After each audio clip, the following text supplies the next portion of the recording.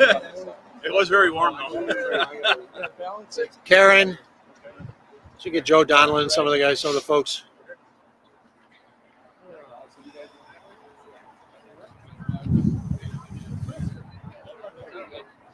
Everyone ready? Are we on? Are we ready?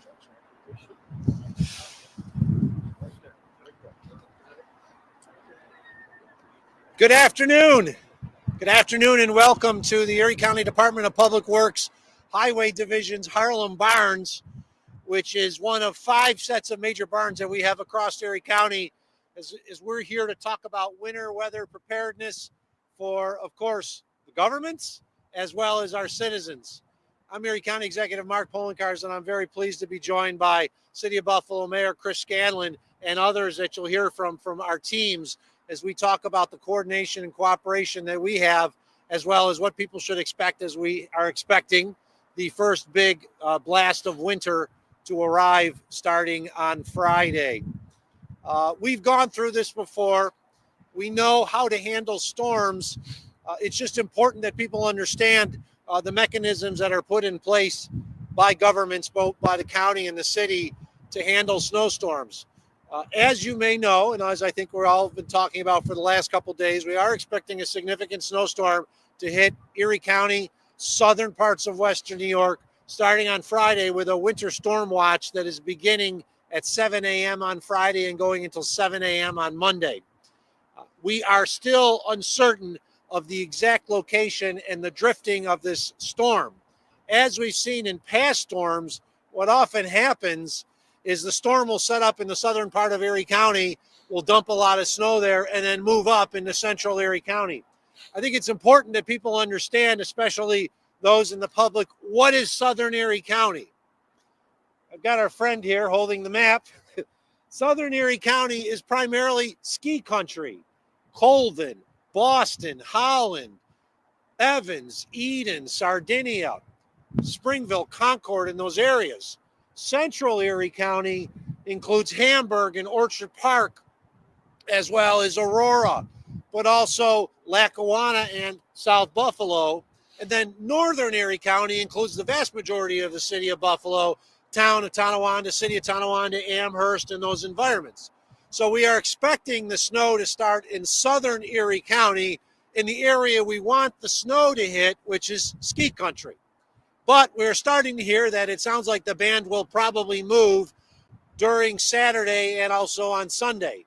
And as a result, it is quite possible that this band, which could be dropping snow in more than an inch or two an hour, we had an estimate last night from the New York State Mesonet that said this band could drop at 3 inches an hour, could eventually move into the city of Buffalo. So what we're asking everyone is to be prepared, to understand that we've gone through these snowstorms before. We can handle 2 to 3 feet of snow. It's when it gets above 3 feet of snow in which it gets very difficult to handle the amount of snow, especially when there's vehicles on the road. We are assuming that we will get through this fine, but we're also preparing for the worst. So you hope for the best, you prepare for the worst. And our teams are at the ready starting tomorrow, when we expect the first snow to fall in southern Erie County, but especially on Friday and Saturday to take whatever Mother Nature throws at us. You'll be hearing from our coordinated efforts from the Departments of Public Works, as well as law enforcement, fire, and emergency services very soon.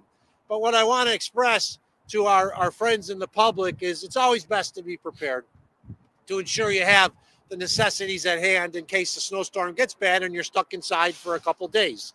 We've gone through this before. When there have been emergency situations, we advise the public to stay indoors for a reason, because it can be 2 factors, especially when there's a driving ban. There's 2 factors that come into play. The number 1 factor is the preservation of life and the safety of people's lives. The second factor is to keep vehicles off the road, because as we've seen in the past, when vehicles are on the road, they get stuck. And when they get stuck, it hinders our efforts to be able to clean the roads, because we cannot put a plow down a road if there's 2 cars stuck on it. So then we have to come in with tow trucks and pull cars. I'm hopeful that we do not have to issue a driving ban at any time during this upcoming storm. But we've seen storms in the past where there are predictions of 2 or 3 feet and we get 6 or 7 feet. So we have to be prepared, and that's why we remind everybody, now's the time, the next couple of days, including tomorrow on Thanksgiving, if you need to get provisions now to ensure that you have what's necessary in case the storm does come up to the center part of this of the county, the northern part of the county, and it hits hard. Also, make certain that you understand the conditions before you go out. The one thing we've always seen is people go out in the most worst conditions and say, I didn't understand it and didn't have the right provisions in their home and their car. It's not only necessary to have provisions in your home, it's exceptionally necessary to have them in your car, to have a winter preparedness kit, which includes an extra jacket, gloves, hat, blankets, candles in case you get stuck and you need to get a little heat in your car, to have your ice scraper and your snow brush in your car. Those other things that could be life-saving in a really bad situation. So now is the time to ensure that you're ready in your home and you're ready in your car. We hope we don't have a bad weather situation, but we always know it's possible. And that's why we prepare for the worst and hope for the best. We, when I say we, I'm talking about Erie County, the city of Buffalo, and the New York State Department of Transportation and our partners met just recently at our Emergency Operations Center in Cheektowaga to discuss preparation for the winter. Erie County on an annual basis is always buying new trucks and new equipment from our Department of Homeland Security, our Public Works, of course, as well as our Parks Department. And our friends in the city of Buffalo have done the same, and turn it over to Mayor Scanlon to talk a little bit more about that, but you can see some of those pieces of equipment here. We understand what we get in this region. We get heavy snows. We also know how to get through them. And it takes a tremendous workforce, which we have, but it also takes cooperation from the public to not go out in the bad situations, to know if a driving ban is in place, please do not go out, because you're putting your life at risk and you're also hindering our ability to respond and actually clear the roads so we can get them open sooner. As stated, we're getting more information from the Weather Service every day. We've gotten and received more information from the New York State Mesonet with Dr. Basil in Albany. It is possible that this snowstorm can bring snows at the rate of 3 inches per hour. Why is that important? It generally takes 4 hours during a storm for our trucks in our 5 divisions to do a plow run, a route. So if it takes 4 hours and it's snowing at a rate of 3 inches per hour, by the time the truck comes back again, there's going to be a foot of snow on the ground. So we want to remind everybody to expect that it's possible that we could get some really heavy snow. If it is heavy snow and it takes 4 hours to do a plow route, there's going to be snow on the road after the plow gets there by the time they get there next time. So the best thing you can do is be indoors, stay off the roads if you need to. We've gone through this before. We know it can be the possibility. And the one thing I want to note is we've realized you have to expect the unexpected. We've had predictions in the past of 2 to 3 feet of snow, which turned out to 4 to 6. The one snowstorm that was 7 feet, they predicted 3 to 4 feet of snow, and we got 7 feet. So you got to expect the unexpected. Let's hope we don't get a whole lot of snow. If we do, let's ensure it's down in Colden, go all the way down to Ellicottville so that the ski areas are very happy. They haven't had a lot of snow the last couple of years, and it's fine in center and northern Erie County. But if it moves up, we're prepared to handle it. And I'm very pleased at this time to introduce my partner, someone I've talked about this already. We've worked in prior storms together when he was just a council member, but to ensure that the city of Buffalo gotten taken care of properly, we already have put protocols in place to ensure that all of Erie County is taken care of as necessary. Acting Mayor Chris Scanlon. Mayor. Thank you. Thank you, County Executive. Good afternoon, everyone. Thank you for coming out for this winter weather preparedness event. I have to take a moment to thank the County Executive, his team, Emergency Services Commissioner Dan Neverth, and the other county officials for their cooperation with the city of Buffalo. As the County Executive mentioned, 12 years in government, and before being the mayor, he was always at ready to help the district I represented, South Buffalo, which received a tremendous amount of snow during any of these winter events. And I can't thank him for that support in the past. And then his cooperation during my time here as mayor. We've had several conversations about cooperating, not just when it comes to winter weather, things like that. So it's fantastic to have a partner in government like the county executive. His team, this team at the city, have been communicating for the last couple of weeks about, as we move into this time of the year and the potential for weather events, doing tabletop exercises, things of that nature, and really making sure that we're on the same page. So we're providing the proper amount of service to the residents of the city of Buffalo and the larger Erie County. I want to acknowledge the representatives of the city's emergency management team, our emergency services manager, Thomas Luby, our Department of Public Works Commissioner, Nate Martin, our parking commissioner, Ray Wagner, our police commissioner, Joseph Gramaglia, our fire commissioner, Bill Ronaldo, and our fleet director, James Cross, for the work they put in preparing for this time of year as well. As the county executive mentioned, there's obviously some weather anticipated this weekend. We're not exactly sure what that will look like. Some heavy rain moving into snow, potentially some very heavy snow, which makes it more difficult to move around, obviously. So that forecast is constantly moving. And as we get closer to the weekend, we'll have a much better idea of what that's going to look like. What I wanted to talk about is the city's preparedness and where we stand right now.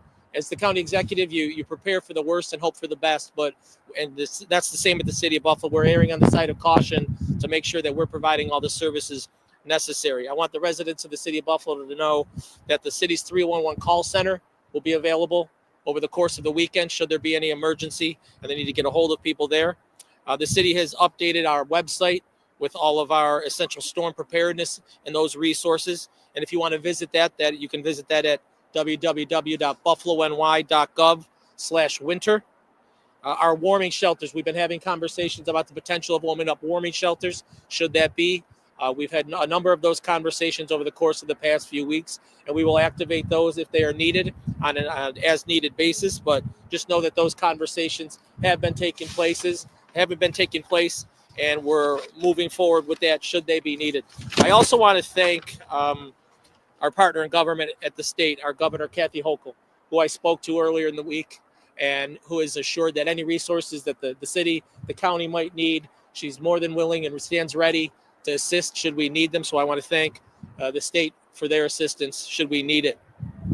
Our winter parking regulations in the city of Buffalo will be going into effect. Due to an unreasonably warm November, we pushed those regulations back to December 1st. I just want everyone to know that the winter parking regulations in the city of Buffalo will go into effect at 1:30 a.m. Monday morning. What this means for any residents, overnight parking on our bus routes is prohibited between 1:30 a.m. and 7 a.m. and daytime parking is no longer permitted on the side streets with seasonal alternate parking.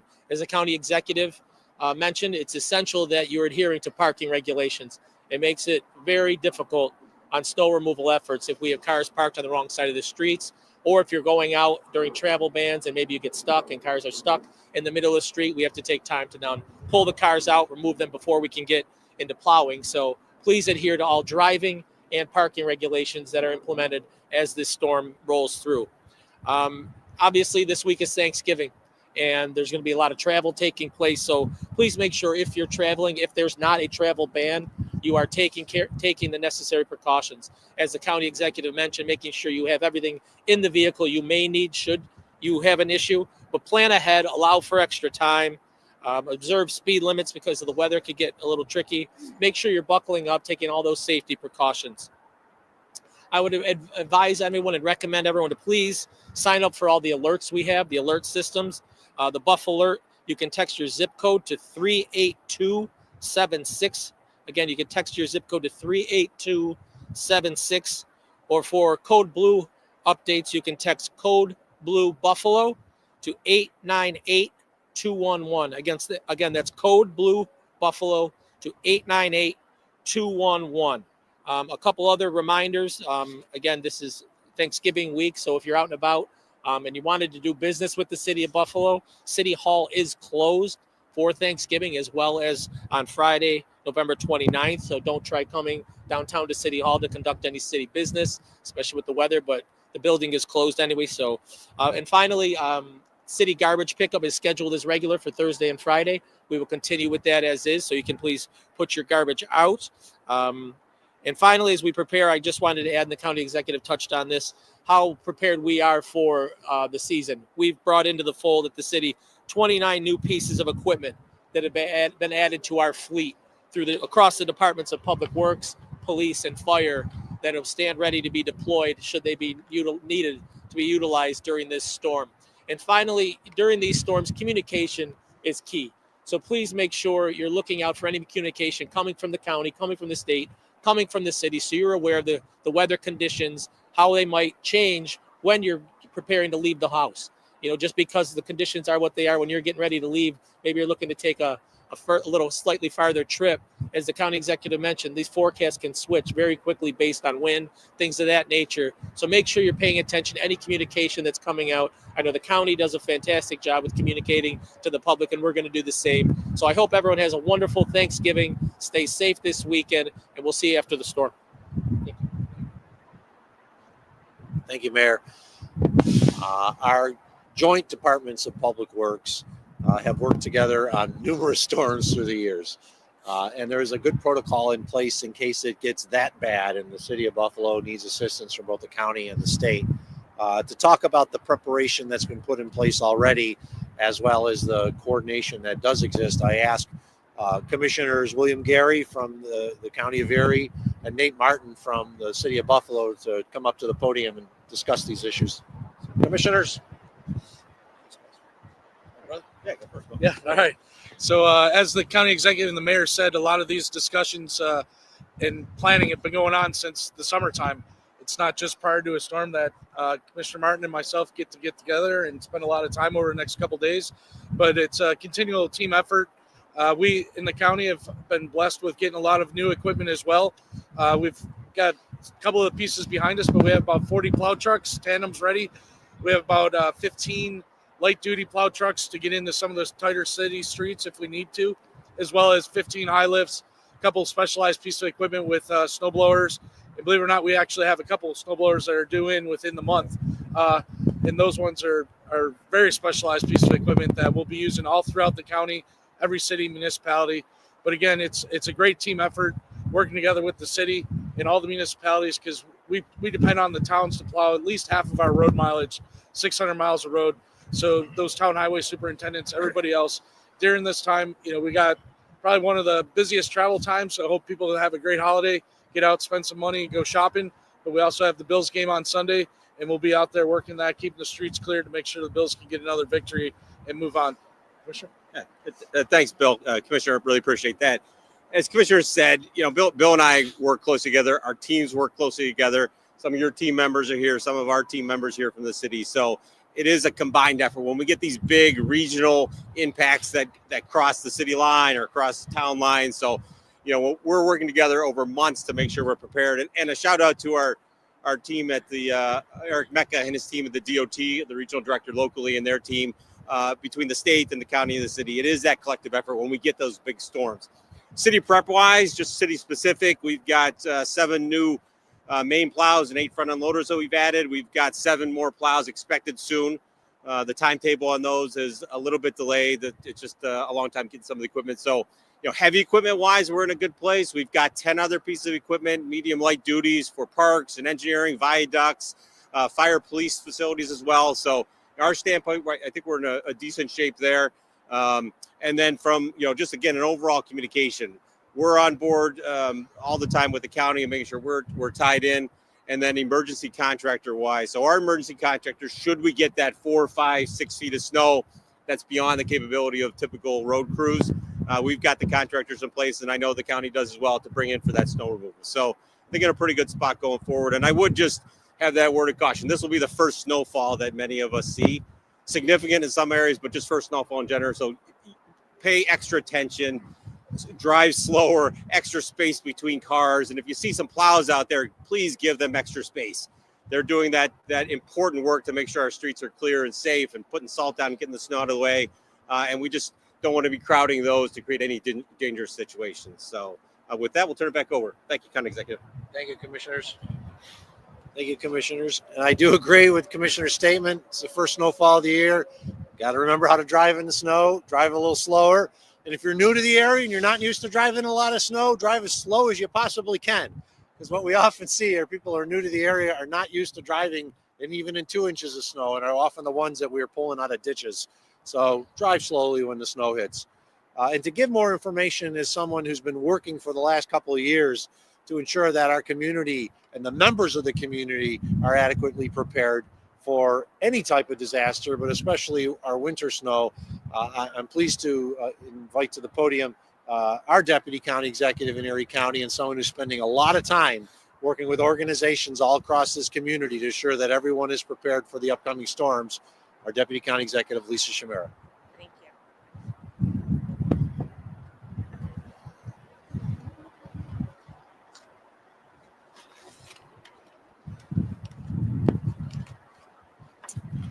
Good afternoon, everyone. It is so incredibly important that, of course, we prepare our equipment and our crews for a snow event, but it's also critically important to prepare our residents. We have been spending a great deal of time working with community organizations to get critical information out there on how people can be prepared for a weather event. The first thing I would like to mention is our Office of Health Equity has put out a Let's Get Ready for Winter Weather newsletter that contains incredibly important information on how to create a circle of care, tips for building a preparedness kit for your home and your car, shelter information, heat information, and information about free safety trainings. It is available in 5 languages, and you can find it on our Erie County website. We also have important information on emergency preparedness and how to prepare your home for food, how to prep on a budget. It's a pamphlet that our Office of Health Equity has created, and our Emergency Eats Cookbook, which our Food Policy Council has created. Also, we have spent the past year creating valuable videos for residents on how to build an emergency care kit, how to build a vehicle preparedness kit, how to prepare pets for a winter emergency, how to prepare your business, tips for businesses, how individuals with disabilities need to be prepared, how older adults can be prepared, and tips for staying safe in our cold weather temperatures. All of these videos can be found on our Erie County YouTube website. Residents, please know that you play a critical role in preparing for these weather events. There are resources out there that can inform you and help you in this situation. And finally, happy Thanksgiving to everyone. Thank you. Thank you, Madam Deputy County Executive. I'm pulling something up on my phone as we get ready for emergency preparedness and discussing the emergency services and Homeland Security Department, and it's our Ready Erie app. Just want to remind everybody that you can actually go and download Ready Erie on your phone, which gives you push notifications with regards to emergency information that comes from the Department of Homeland Security and Emergency Services. Also allows you to find at any one moment the roads that are closed in Erie County using a map. So I'm just pulling it up right now, and for whatever reason, it's wanting me to reinstall it. So it's best now to reinstall Ready Erie before the storm hits. It was on here, and it's asking me to reinstall it. But it's a great app, and it allows you to pull up all that information that's put up by our Homeland Security Office. I'd like to introduce at this time our Commissioner of the Department of Homeland Security, Dan Everett Jr., as well as the Commissioners of the City of Buffalo Fire Department, William Ronaldo, and the Police Department, Joseph Gramalia, to talk a little bit more about how law enforcement and emergency services works together during these times. And hopefully I'll have Ready Erie installed by the time they finish speaking. Commissioners.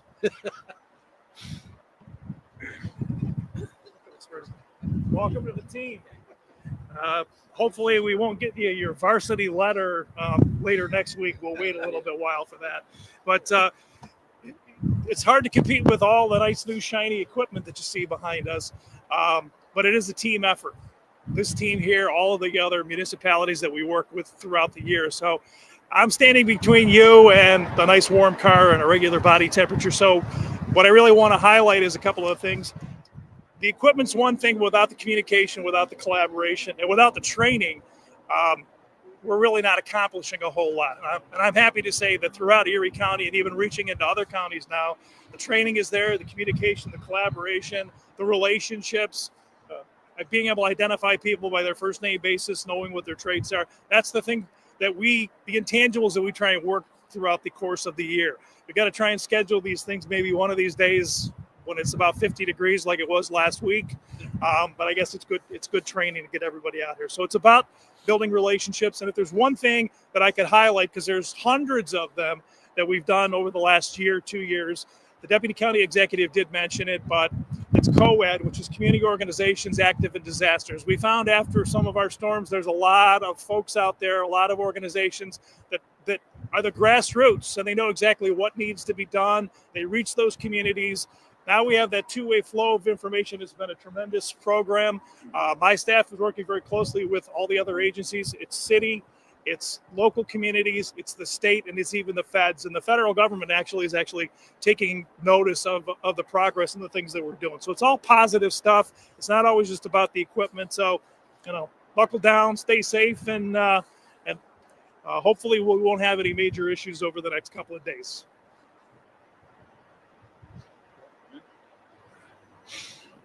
All right, good afternoon. I just want to address one thing to start. When it comes to the point, and we know throughout the winter season, maybe not this coming storm, but driving bans. And I can't say it enough that when there is a driving ban, that you have to adhere to it. You may have a big vehicle, you may be an experienced driver, but we have seen you will get stuck or you will get bogged down by other people that have gotten stuck. And what happens at that time? First responders have to come and rescue you. And we've seen fatal consequences because of people not adhering to the driving ban. That's in addition to, obviously, you're blocking the ability for the city and the county and all those locations to come out and plow these areas. That also causes our police officers to go out and have to enforce the driving ban.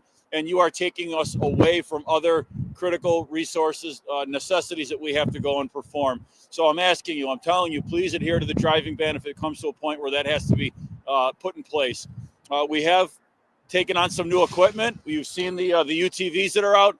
They have treads that we can pop those on, makes us more mobile, get us to other areas. We've also purchased a number of F-150 trucks. They're not in yet. We're told that they should be in sometime in January. That's all of our fleet is all-wheel drive vehicles. The F-150s will be full four-wheel drive vehicles. What we're doing in the city and our investments are how can we maximize all of our equipment?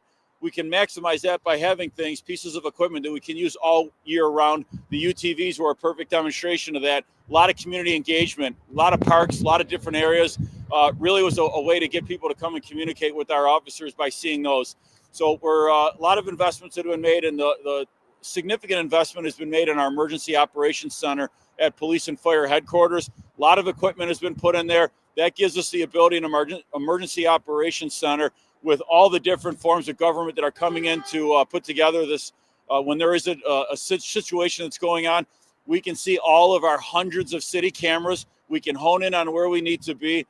We have our crime center platform, so it's really a benefit. There's been a lot of investments in the city.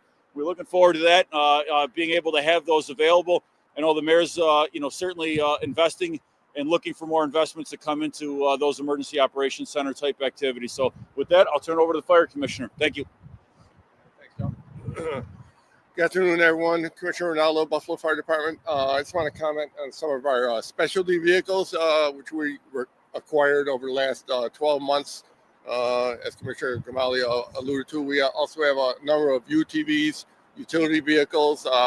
We have some trailers. Well, the utility vehicles give us a lot more flexibility and freedom of movement during times of inclement weather.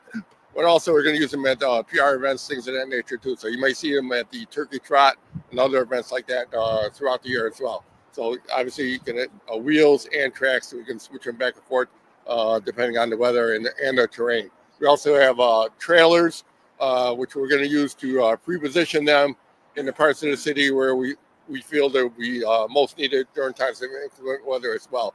We also have a fleet of snowmobiles, which are not on hand right now, but they are back in our service area. And to our right, we have a 100-foot Pierce mid-mount aerial, which we recently acquired and was delivered within the last 2 weeks, and 2 Rosenbauer pumpers as well. and that represents over $4.5 million worth of frontline apparatus as well. So we feel we're well positioned to meet any snow emergency or any emergency of any type, and work in concert with our partners in public safety, Buffalo Police, Department of Public Works, and our partners at the county level as well. So thank you. Thank you, commissioners. I did get Ready Erie working. I just had to reboot it. And we just have a new warning from the National Weather Service as of 12/21, which came in on Ready Erie because it has apps. It's now a lake effect snow warning issued at 12/21 until December 7th at 7 p.m. Eastern, or December 2nd. It's December 2nd at 7 p.m. Eastern. And they're expecting heavy lake effect snow. Multiple feet of snow will be possible through the weekend in the most persistent lake snows. The problem is they are expecting, and they say it might come into Buffalo on Saturday and Saturday night. It's possible, but they don't know. So what I want everyone to state, as I just got this latest one, issued at November 27th at 12/21, and this is the advantage of Ready Erie. You get this right to your phone yourself directly because it was posted by the Weather Service. As it says, heavy lake effect snow expected. Multiple feet of snow will be possible through the weekend in the most persistent lake snows. Snowfall rates will average 1 to 2 inches an hour, but higher rates will be possible. We don't know exactly where it's going to hit, so we got to be prepared that it's going to hit everywhere, and that's where what we're prepared for. And I thank all my partners in the city of Buffalo and, of course, Erie County for being here. And the mayor and I and everyone else are here too if you have any questions. So I'll open it up to questions. We start with Maki. Can you speak or move up, Maki? I can't hear you.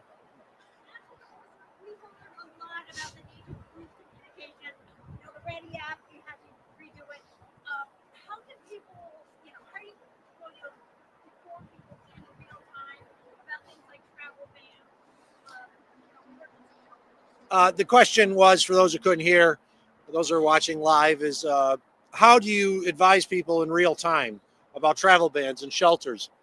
Well, first off, it will be available on our Ready Erie app, but it also will be specifically put out to media from our Erie County Communications Office. We will be holding, if necessary, and it seems like it might be necessary, press briefings.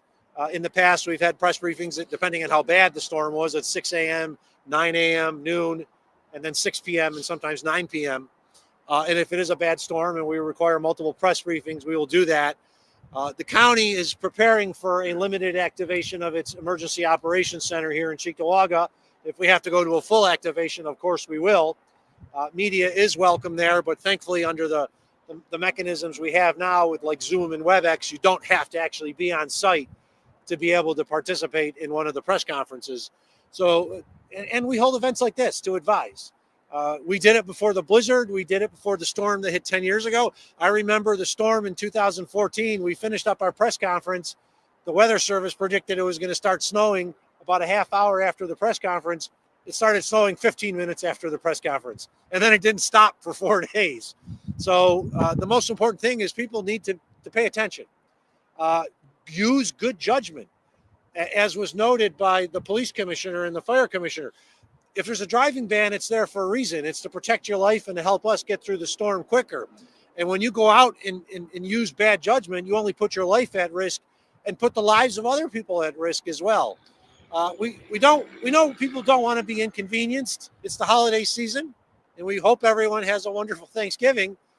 But if the bad stuff happens, the best thing you can do is stay inside where you are and let the professionals get through it. Mayor? Thank you, County Executive. And the other thing is the communication starts here, right? You're talking about communication to the public, but it starts here with intergovernmental relations and things of that nature. And I can tell you that my time as a council member, now his time as mayor, the county executive has stood ready to assist and communicate. Our team has worked on a bunch of things that's improving our communications, the different alert systems we have put in place now. And we'll stand ready to communicate it with the different partners in government, but then making sure in tandem we're getting information out to everyone we need to be able to. Do you think you'll be doing anything different? There was criticism after the blizzard that there wasn't enough. Will there be different? Yeah, it just has to become, I think the communication has to take place at a higher volume. I don't think there was enough of it, quite frankly. And I think moving forward, you'll see coming out of our operation, it happening at a much higher volume. I think the in communication updates were probably spaced out a little too much, so people were getting information in real time. So this way, people know what's going on. Like we were talking about earlier, you might expect some type of weather, not know what's headed your way. So if we're communicating on a more frequent basis, I think you'll see that. I'll just before, and then I'm going to the next. But the one thing we learned from the blizzard is we should have implemented the iPause, the just the Amber Alert equivalent that goes to your phone, and we didn't, and it was a mistake. We should have implemented it because it goes to everyone's phone, and so those who may not be watching media, who may not watch the news, and there are people who don't pay attention to the news, we know that for certain, would have gotten the notice. If it gets that bad, that notice, that the iPause will be activated. The other thing that we learned is that, especially in the city, there's people whose native language is not English.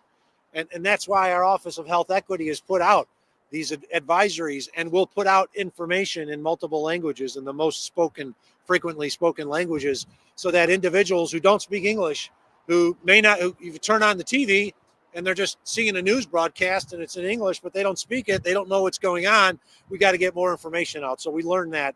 And that's why our Office of Health Equity is actually behind the scenes helping to get that information out prior to the storm, but then during the storm also translating as necessary. County Executive, you're working with the new administration at City Hall and in terms of coordination. Does that make for any sort of change on your end, the county's end, anything you're hoping to maybe change or The question was, I'm working with a new administration in City Hall. Does it change our coordination and so forth? The mayor is different, but the individuals are pretty much the same. The individuals we dealt with for the last couple of years. But as Chris noted, we've communicated during the storms. And you need those eyes on the ground. And I've communicated with other council members too, whether it's Council Member Bowman and Lovejoy, Nowakowski and Fillmore, to find out what's happening. Because what you do when you're sitting in the operations center, you get information in, but sometimes you need more information than what you get in, and the best people to hear from are the ones on the ground. So we've continually done that in the past. We'll continue to do that in upcoming storms as necessary, and it's really nothing different. Chris and I have spoken on the phone in bad winter storms in the past, and if it gets bad again, we'll be doing it again, because that's the best way to get through it, is by communicating with each other. Nate Martin will be communicating with Bill Gary. The commissioners of fire and police will be communicating with our teams, and they always have. And we have built up that good relationship through the years. And I think just by us standing here today, it shows the level, not only of communication, but support we have for each other. No, for certain. The last point was that you made was the point that I was going to make. Something I talk about all the time is partnerships, collaboration, and this is a prime example of it coming out here, letting the public know that we're prepared at the county level, at the city level. As the county executive mentioned, our commissioners have worked with his team in the past. So over the course of several years now, they've gotten more familiar with one another. Our emergency manager Thomas Luby, coming in the fold a couple years ago, has been extremely helpful with his experience. So the teams have gotten more familiar and learned from some unfortunate situations in the past that we've grown from. And again, the county executive and I have always had that open line of communication, and that'll continue this winter as well. So what does this mean for changes to the Bills game? Obviously, are you playing another home game in Detroit? No, let's not go there. Let's not go there. I spoke to Pete Gooley of the Bills yesterday. I know that Mr. Bagula is very concerned about weather, having seen it happen in the past. If we get 2 to 3 feet of snow, it's fine over a 3-day period. If we get 3 feet of snow in one day, that's a concern. And as I said, we're still kind of in the fog of what's going to hit. But the Bills organization is in contact with the county and vice versa. We know how to handle things there. Our concerns are twofold. Getting people to and from the stadium. It's a later game, which means the lots open later. I believe they open at 3 o'clock, around there. And also, if it's really bad, you got people stuck on the road. You got 70,000 people trying to get to the football stadium at a time we have a heavy snows. That's a problem. During the Steelers playoff game, we made the correct call to move the game a day later because it was horrible conditions at the time the game was going to be played. I'm hoping we don't have to make that call, but if the conditions are looking like it's going to be horrible and potentially life-threatening, of course, the number one thing for us has always been protection of lives. And I know we want to watch the Bills beat the 49ers. And I know they're going to beat the 49ers, especially if there's snow falling. But if the conditions were that bad that we felt it was life-threatening, then we'd have those conversations with the Bills and the NFL because we don't want people going out on those conditions. I know the city rolled it out a few years ago, and then the county has some more things as far as maps or sites that can track the plows and mowing for the event. So residents kind of know when that truck's going to come around or I'll say for the county, we internally keep track of it, but we also approximately, Billy, 50% of our plow routes, 50% of our plow routes are done by the towns and other entities, and we don't have the capability of tracking those routes. So if we put live our internal system, it would misinform the public because they'd never see a county plow go down their county road. That's because a town plow plows the county road, and we pay the towns in an agreement a certain amount of money to do that. So we have not put that online because it would not be an accurate representation of what's actually being done because we do not plow every road in the county. We have 1,200 centerline miles over 2,400 lane miles. That's more miles, as you've heard me say before, than the states of Rhode Island, Connecticut, or not Connecticut, Rhode Island, Delaware, and Hawaii each have in total. And we cannot do it on our own. Yeah. So, yeah, on the county, in the county's Department of Public Works page, you will find a listing of all the county roads, and it'll state who plows which road, whether it's the county or a specific town. You can go and check that out. But if we had an application that was just based on the county plows, it would give a bad sense of what actually is happening. similar with the city. We have a GPS system, but if a storm gets bad enough and we kick in mutual aid, whether it's the county, the state, those wouldn't be applicable to our system. In addition to that, if it gets bad enough and we bring in private contractors, those aren't tracked as well. So that looks like, if you're looking at that map, you're like, wow, they're only out plowing a small portion of the city, when that's not actually the case. I know our MIS department and others are trying to work on some programs where we can update it to track those other partners that we have, but that's not ready at this point to put out there. And so anyone seeing that, it would just look at city plows and it would look like you're not getting that much done, when in fact we are partnering with our partners in government or bringing in privates. Any other questions?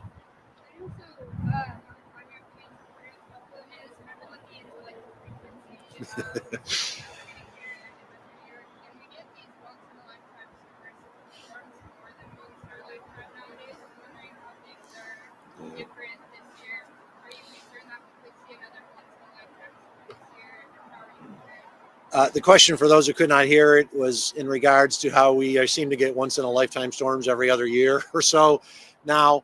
And is it a concern? Yeah, of course, it's a huge concern. Climate change is real. We have a community climate action plan for a reason, to address that with regards to the reduction of greenhouse gases. But we know the county can't do it on its own, and we're not going to eliminate all these storms just by our actions. So we have to be prepared. I was actually, when we were on the way here today, I was talking with the deputy county executive and the commissioner of DPW about how it used to be we'd get one bad storm every 10 years. And then we'd have like just general snowfalls where we could get 180 inches of snow throughout the whole year, but it would fall at 3 to 6 inches and that's it. Now we seem to get these monster storms and not much snowfall the rest of the year.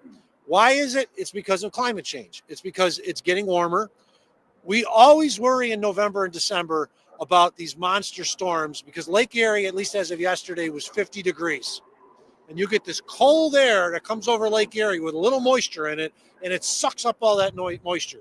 We saw it in 2014, a little more than 10 years ago, with the Snowvember, the knife storm. We saw it with multiple snowstorms since then, where the Weather Service was saying, well, we might get 2 feet, and then we get 7 feet. The best way of saying it is we live in a different age, and we have to be prepared for these storms every year. Since I've been county executive, we've had, I believe, 5 officially declared blizzards and 2 superstorms that don't qualify as blizzards but dropped 6.5 feet or more of snow down since I've been county executive in 2012. In the 50 years before then, there were 5 declared blizzards and no superstorms. So it's changed. We know it's changed. One final comment, and if the mayor would like to say something. At the end of last year, I sat down with another group of other elected officials, and we had a presentation from Mike Freeze of the Weather Service, in which he said it's not going to happen now, but in the next 15 to 20 years, if climate change continues as it is, we're going to be dealing with lake effect rain. It's not going to get cold enough to have these big lake effect storms. And that's because it's something that's out of our control right now. And that's why we're internally trying to address it. And I hope others do, though I'm concerned about the future, especially with the new administration coming into Washington that took us out of the Paris Climate Accords previously. Thank you. Yeah, I think the county executive hit the nail on the head. Times are different. We have to prepare differently. We have to communicate differently. We have to look at the equipment we're bringing in differently. Communication with the public. Everything we have to do it differently. You deal with this once in a lifetime storm every decade or so. Now it's, as you mentioned, every year to 2 years. So it's just a matter of making sure that we're communicating, working with our partners at the state, local, the privates, see what we have to do. The thing is, when these storms of this size come in, no municipality is going to be able to handle them on their own. It makes no sense, quite frankly, to have all that equipment lying around for just when it does hit. So that's where the communication, the collaboration comes into play again with your local partners, your state partners, and otherwise, and the privates as well. So we have to change the way we're doing things as we move forward. Any other questions? If not, I appreciate everyone being here today from the media to help get the message out to the public. I hope everyone has a wonderful, happy Thanksgiving. Go Bills, and let's keep our fingers crossed and hope that snow stays in where we want it, ski country. Take care, everyone, and thank you all. Thank you. Appreciate it. Nobody's under 6. I did notice that. I was like, short on our side. Okay. Thanks.